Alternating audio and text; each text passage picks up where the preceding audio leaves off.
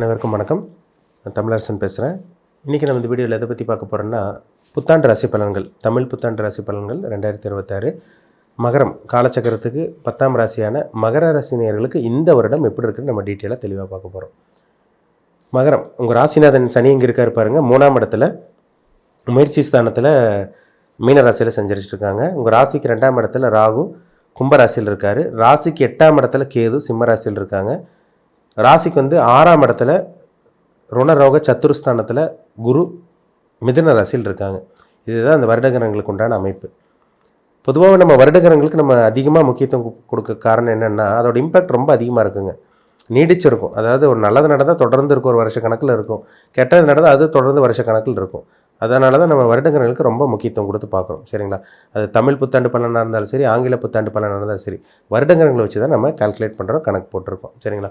இப்போ உங்கள் ராசிக்கு பாருங்கள், இந்த வருடம் பாருங்கள், உங்களுக்கு 6ஆம் இடத்துல இருக்க குரு பார்த்திங்கன்னா 7ஆம் இடத்துக்கு மாறிடுவார். இது உச்சம் பெறக்கூடிய குருவாக உங்களுக்கு இருக்கும். இது மிக சிறப்பான ஒரு நேரமாக உங்களுக்கு அமையும். என்ன காரணம்னா, உங்களுக்கு குரு 12 வருஷத்துக்கு ஒரு தடவை தான் கடகராசிக்கு வருவார். இது எப்போ நடக்கும்? இந்த தமிழ் புத்தாண்டு பார்த்திங்கன்னா உங்களுக்கு ஏப்ரல் மாதம் 14ஆம் தேதி ஸ்டார்ட் ஆயிரும்.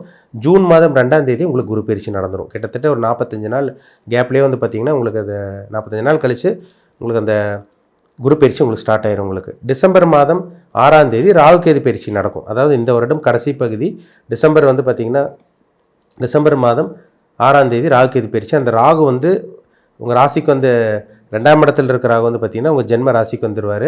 உங்கள் ராசிக்கு 8ஆம் இடத்துல இருக்க கேது பார்த்திங்கன்னா 7ஆம் இடத்துக்கு வந்துடுவார். இதெல்லாம் எப்படி இருக்கும், இந்த நடக்கக்கூடிய குரு பயிற்சி எப்படி இருக்கும், ராகு கேது பயிற்சி எப்படி இருக்குன்னு நம்ம பார்க்க போகிறோம். இந்த வருடம் பார்த்திங்கன்னா உங்களுக்கு அதாவது இந்த ஏப்ரல்லேருந்து அடுத்த ஏப்ரல் வரைக்கும். சரிங்களா? அடுத்த ஏப்ரலுக்கு அப்புறம் தான் உங்களுக்கு சனி பயிற்சி நடக்கும். அதனால் 2027 ஏப்ரல் மாதத்துக்கு அப்புறம் தான் உங்களுக்கு சனி பயிற்சி நடக்கும். அதனால் இந்த வருடம் சனி பயிற்சி கிடையாது. இந்த குரு பயிற்சி எப்படி இருக்குன்னு பார்த்தீங்கன்னா, ஏன்னா ராசிக்கு பார்த்திங்கன்னா 6ஆம் இடத்துல இருக்க குரு ஒரு சில பேருக்கு கடனை கொடுத்துருப்பாரு. கொஞ்சம் பார்த்திங்கன்னா ஃபினான்ஷியலாக சில பிரச்சனைகள், கடன் தொல்லைகள், வேலையில் பார்த்திங்கன்னா நல்ல வேலை இருந்து அதில் ஒரு நிம்மதி இல்லாத தன்மை, வேலை செய்கிற இடத்துல உங்களுக்கு அவங்களுக்கு மேலதிகாரிக்கு உங்களுக்கு சில பிரச்சனைகள், வாக்குவாதங்கள், விதண்டவாதம் இதெல்லாம் போயிட்டு இருந்திருக்கும். இந்த டைம் பார்த்திங்கன்னா உங்களுக்கு குரு 7ஆம் இடத்துக்கு வர்றார். அப்போ 7ஆம் இடத்துக்கு வரக்கூடிய குரு என்ன பண்ணுவார்னா, உங்கள் ராசி பார்ப்பார். உங்கள் ராசிக்கு 11ஆம் இடத்து லாபஸ்தானத்தை உங்களுக்கு பார்த்திங்கன்னா 11ஆம் இட லாபஸ்தானத்தை விருச்சிக ராசி பார்த்துருவார். உங்கள் ராசிக்கு 3ஆம் இடத்தை பார்த்துருவார், முயற்சி ஸ்தானத்தை பார்த்துருவார். இது சிறப்பான ஒரு அமைப்புங்க. பொதுவாகவே குரு 7ஆம் இடத்துக்கு வர்றது ரொம்ப நல்லது. ஏன்னா பொதுவாகவே குரு 2, 5, 7, 9, 11 இந்த 5 இடத்துக்கு வந்தால் தான் ஒரு சிறப்பான ஒரு இடமா, ஒரு சிறப்பான குரு பயிற்சியே சொல்லப்பட்டிருக்கு. இதில் பார்த்திங்கன்னா உங்களுக்கு 7ஆம் இடமா வருது. இந்த 7ஆம் இடத்துக்கு வரக்கூடிய குரு என்ன பண்ணுவார்னா, நிறைய பேத்துக்கு திருமணம் ஆகாமல் இருக்கவங்களுக்கெல்லாம் குரு வந்தோடனே திருமணம் பண்ணி வச்சுருவார். இந்த வருஷம் பாருங்கள், மகர ராசிக்காரங்களுக்கு திருமணம் ஆகாமல் இருக்கவங்களுக்கு திருமண வாய்ப்பு கைக்கூடி வந்துடும், திருமணம் நடந்துடும். அதேமாதிரி பார்த்திங்கன்னா நிறைய நல்ல நண்பர்கள் உங்களுக்கு கிடைப்பாங்க. ஏன்னா குருங்கிறது ஒரு நல்ல கிரகம். அது 7ஆம் இடத்துக்கு வரனால நல்ல நண்பர்கள் உங்களுக்கு கிடச்சிருவாங்க. ஏன்னா 7ஆம் இடங்கிறது பார்ட்னர்ஷிப்பு, கூட்டு தொழில், சொந்த தொழில், அதேமாதிரி சொந்த தொழிலில் கூட்டு தொழில் பண்ணுறது, பார்ட்னர்ஷிப் போட் பண்ணுறது, திருமணம் பண்ணுறது, இல்லற வாழ்க்கை, தாம்பத்திய வாழ்க்கை, அதேமாதிரி இதெல்லாமே பார்த்திங்கன்னா அது 7ஆம் இடத்தை வச்சு சொல்லலாம். அப்போ அந்த 7ஆம் இடத்துல குரு வரனால நல்ல ஒரு நண்பர்கள் உங்களுக்கு அறிமுகமாவாங்க, நல்ல நட்பு உங்களுக்கு கிடைக்கும், நட்பு வட்டாரம் நல்லாயிருக்கும். உங்களுக்கு திருமணம் ஆகாமல் இருக்கவங்களுக்கு இந்த வருஷம் திருமண வாய்ப்பு கைக்கூடி வந்துடும். கூட்டு தொழில் சிறப்பாக இருக்கும், பிஸ்னஸ் உங்களுக்கு நல்லா போகும், அதனால் மாற்றமே கிடையாது. சரிங்களா? இப்போ உங்கள் ராசிக்கு பாருங்கள், குரு உங்கள் ராசியே பார்ப்பார். 7ஆம் இடத்துலேருந்து உங்கள் ராசி பார்க்குறதுனால நிறைய கஷ்டப்பட்டுருக்காங்க மகர ராசிக்காரங்க. ஏன்னா 7.5 சனியெல்லாம் முடிஞ்சு, 7.5 சனி முடிஞ்சும் கஷ்டத்தில் இருக்காங்க மகர ராசிக்காரங்க. கிட்டத்தட்ட 7-8 வருஷத்துக்கு மேலே கஷ்டப்பட்டுட்டு இருந்தவங்களுக்கெல்லாம் இப்போவும் ஒரு சில பேருக்கு கஷ்டத்தில் இருக்காங்க. ஆனால் அந்த 7ஆம் இடத்துக்கு இருக்க குரு உங்கள் ராசி பார்த்துருவார். உச்சம் பெறக்கூடிய குரு ராசி பார்ப்பாருங்க. அப்போ ஒரு மிகப்பெரிய ஒரு ஒளி பொருந்திய நிலையோட குரு உங்கள் ராசி பார்க்குறதுனால நிறைய நல்ல விஷயங்கள் உங்கள் வாழ்க்கையில் நடக்கும். துன்பங்கள் எல்லாமே உங்களுக்கு தூளாக போகுது, கஷ்டங்கள் எல்லாம் உங்கள்கிட்ட விலக போகுது, அதிர்ஷ்டம் கிடைக்க போகுதுன்னே சொல்லிடலாம். இது அற்புதமான ஒரு காலம் இந்த காலம் உங்களுக்கு. சரிங்களா? 7ஆம் இடத்துல இருக்க குரு ராசி பார்க்கறதுனால என்ன நடக்கும்னா, இருட்டுக்குள்ளே இருந்து நீங்கள் அப்படியே கொஞ்சம் கொஞ்சமாக வெளிச்சத்தை பார்ப்பீங்க. கெட்ட நேரமாக போயிட்டு இருந்தவங்களுக்கு, கெட்டதாகவே நடந்துகிட்டு இருக்கவங்களுக்கு அப்படியே கொஞ்சம் கொஞ்சமாக நல்ல விஷயத்தை உங்கள் வாழ்க்கையில் பார்க்க போகிறீங்க. அதில் மாற்றமே கிடையாது. உடல் ஆரோக்கியம் நல்லாயிருக்கும். ஹெல்த் பிரச்சனையிலேருந்து கொஞ்சம் கொஞ்சமாக வெளியே வருவீங்க.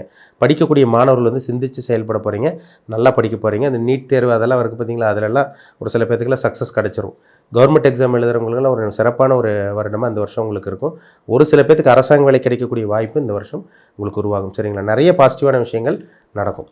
உங்கள் ராசிக்கு பாருங்கள், 11ஆம் இடத்தை குரு பார்க்குறதுனால லாபங்கள் நிறைந்த வருடம் இந்த வருஷம்.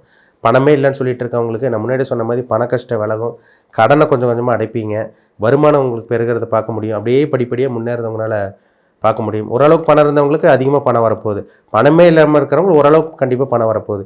நல்லா சம்பாதிச்சிருக்கேன்னு சொல்கிறவங்க இன்னும் நல்லா சம்பாதிப்பாங்க. அவ்வளோதான் வித்தியாசம். 11ஆம் இடத்தை குரு பார்த்துட்டாலே வருமானம் வருங்க, பிரச்சனை இருக்காது, ஆசை நிறைவேறும், நிறைய லாபங்கள் அதிகரிக்கும், பேங்க் பேலன்ஸ் அதிகரிக்கும், காசுக்கு பணத்துக்கு பிரச்சனையே பஞ்சமே இருக்காது இந்த வருஷம் உங்களுக்கு. ஒரு சிறப்பான வருடம். ஏன்னா 3ஆம் இடத்தையும் குரு பார்க்குறாரு, ராசிநாதன் மேலே சனி மேலே குருவோட பரவி விழுகுது. ராசியும் குரு பார்க்குறாரு, ராசிநாதனையும் குரு பார்க்குறாரு. அப்போ என்ன அர்த்தம்? முயற்சி தூண்டுதல் அதிகமாக இருக்குங்க. ஒரு கடுமையாக முயற்சி எடுக்க போகிறீங்க, அந்த முயற்சி எடுத்திங்கன்னா கண்டிப்பாக உங்களுக்கு சக்ஸஸ் தான். ஏன்னா 3ஆம் இடத்தை குரு பார்த்துட்டாலே அந்த முயற்சிக்கு உண்டான சக்ஸஸ் கண்டிப்பாக கொடுத்துருவார் உங்களுக்கு. ஏன்னா ராசிநாதன் 3ல் இருக்கார்.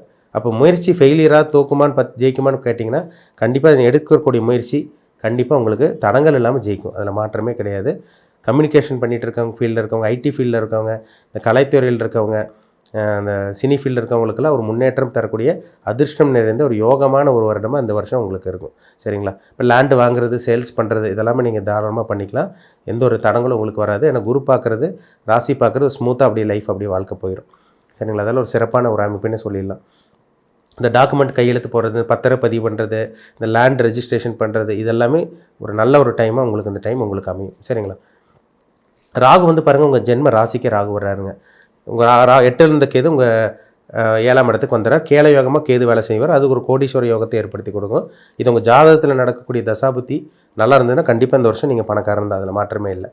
7ஆம் இடத்துல இருக்க கேது கண்டிப்பாக ஒரு மாற்றத்தை கொடுப்பார், திடீர் மாற்றத்தை கண்டிப்பாக கொடுத்துருவார், ஒரு பணக்கார வாழ்க்கையை கொடுப்பார். கேதுவோட இருக்கிற குருவோடு இருக்கிறதுனால. ராசியில் இருக்க ராகு பார்த்திங்கன்னா கொஞ்சம் ஆசை அதிகரிக்க வைக்குங்க. ராசியில் ஜென்மத்தில் வரக்கூடிய ராகு என்ன பண்ணுவார்னா பிரம்மாண்டமாக திங்க் பண்ண வைக்கும். இதுவான்னு எப்படியோ நம்ம சம்பாதிச்சோம், எப்படியோ லைஃப்பில் செட்டில் ஆயிடணும் அப்படின்னு சொல்லி பேராசை கொடுக்கக்கூடிய ராகுவா இந்த ராகு இருக்கும். அது குரு பார்வையில் இருக்க ராகு கண்டிப்பாக அதுக்கு நீங்கள் என்ன நினைக்கிறீங்களோ அதுக்குண்டான அந்த வாய்ப்பு உங்களுக்கு ஏற்படுத்தி கொடுப்பார். ஏன்னா 3ஆம் இடத்தையும் குரு பார்க்குறாரு, ராசியும் குரு பார்க்குறாரு. அதனால் நிச்சயமாக சக்ஸஸ் வெற்றி கிடைக்கக்கூடிய ஒரு நல்ல ஒரு வருடமாக இந்த வருடம் மகர ராசிக்காரங்களுக்கு அமையும். மாற்றமே கிடையாது. தொழில் வேலையிலலாம் சிறப்பாக இருக்குங்க. வேலையில் ப்ரொமோஷன் கிடைக்கிறது, தொழிலில் பார்த்திங்கன்னா ஒரு மாற்றத்தை பார்க்குறது, விவசாயம் பண்ணிகிட்டு இருக்கவங்களுக்கு முன்னேற்றத்தை பார்க்குறது, வியாபாரம் பண்ணிகிட்டு இருக்கவங்களுக்குலாம் வியாபாரம் பெருசாக பண்ணுறது, அடுத்த கட்டத்துக்கு போகிறது, இதெல்லாமே உங்களுக்கு நல்லபடியாக உங்களுக்கு நடக்கும். சரிங்களா? குடும்பத்திலேருந்து வந்த கஷ்டங்கள், கவலைகள், பணப்பிரச்சனை, அந்த நிம்மதி இல்லாத தன்மை இதெல்லாம் உங்கள் வாழ்க்கையிலேருந்து மாறும். அந்த கஷ்டங்கள் எல்லாம் உங்கள் வாழ்க்கையிலேருந்து விலக போகுதுன்னு அர்த்தம். அப்போ உங்கள் வாழ்க்கை தலைகீழாக மாறப்போகுதுன்னு அர்த்தம். கஷ்டம் மட்டுமே பார்த்துட்டு இருந்த மகர ராசிக்காரங்க, ஏன்னா உழைப்புக்கு சொந்தக்காரங்க மகர ராசிக்காரங்க, கஷ்டம் மட்டுமே பார்த்துட்டு இருந்தவங்களுக்கு, துன்பத்தை மட்டுமே சந்திச்சுட்டு இருந்தவங்களுக்கு ஒரு விடுதலை கிடைக்கக்கூடிய, ஒரு தன்னம்பிக்கை கிடைக்கக்கூடிய, ஒரு ஒளி கிடைக்கக்கூடிய, ஒரு வெளிச்சம் கிடைக்கக்கூடிய ஒரு நல்ல ஒரு காலமாக இந்த வருடம் உங்களுக்கு இருக்கும். அதனால் கஷ்டமெல்லாம் உங்கள்கிட்ட விலகி உங்கள் வாழ்க்கை தலைகீழாக மாறக்கூடிய டைம் வந்துருச்சுன்னு சொல்லலாம். இந்த ஜூன் மாதத்துக்கு அப்புறம் 2ஆம் தேதிக்கு அப்புறமே பாருங்கள் நிறைய மாற்றங்கள் நடக்கும். மொத்தத்தில் சொல்லப்போனால் இந்த தமிழ் புத்தாண்டு 2026 மகர ராசிக்காரங்களுக்கு ஒரு சிறப்பான வருடமாக இருக்குங்கிறதுல மாற்றமே கிடையாது. பயன்படுத்திக்கங்க. இருந்தாலும் உங்கள் ஜாதகத்தில் நல்ல தசாபுத்தி நடக்கணுங்க. என்ன தான் நம்ம பார்த்தாலும் உங்கள் ஜாதகத்தில் நடக்கக்கூடிய தசாபுத்தி ரொம்ப முக்கியம். நீங்கள் என்ன நட்சத்திரம், உத்திர நட்சத்திரமா இல்லை திருவோண நட்சத்திரமா அவிட்ட நட்சத்திரமா, என்ன தசாபுத்தி போயிட்டுருக்கு, உங்கள் வயசு என்ன பிளானட்டோட தசாபுத்தி போயிட்டுருக்கு, அந்த கிரகம் உங்கள் ஜாதகத்தில் நல்லா இருக்கா கெட்டு போயிருக்காரு, ஜாதகத்தில் நல்லா இருக்காரு கெட்டு போயிருக்காரு, அதை பார்த்தா தான் நம்ம துல்லியமாக சொல்ல முடியும். ஜாதகத்தில் நல்ல கிரகங்களோட தசாபுத்தி போயிட்டு இருந்தால் வாழ்க்கை ஸ்மூத்தாக போயிடும். கெட்ட கிரகங்களோட, பாவ கிரகங்களோட தசாபுத்தி, இருள் கிரகங்களோட தசாபுத்தி போயிட்டு இருந்துச்சுன்னா வாழ்க்கை நரகமாக இருக்குங்க. அவங்க தான் வாழ்க்கையே வேண்டான்னு புலம்பிகிட்டு இருப்பாங்க. அப்போது ஜாதகம் ரொம்ப முக்கியம். தனிப்பட்ட ஜாதகத்தை விட கோச்சார பலன் பெருசாக வேலை செய்யாது. கோச்சார பலன் ஒரு சப்போர்ட், ஒரு அடிஷ்னல் தான், சப்போர்ட் பண்ணும் உங்களுக்கு. அதுக்கு ஜாதகம் சப்போர்ட் பண்ணணும். ஜாதகம் உங்களுக்கு மேட்ச் ஆகணும்.